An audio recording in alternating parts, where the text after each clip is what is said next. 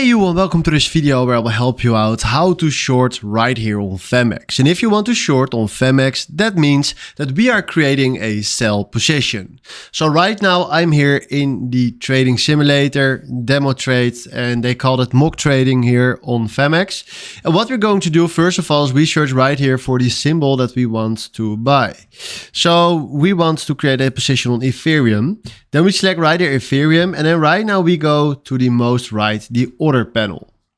Now what we can do right here is we want to change the leverage first of all to, let's say, 0. That is better.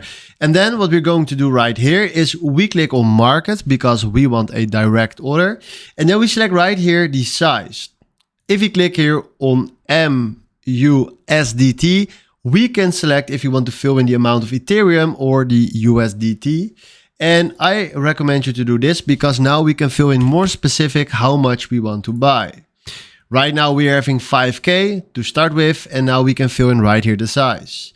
Then what we're going to do is 100 is fine. We can click here to create a take profit or a stop loss if you want to do risk management, but for now that is not necessary.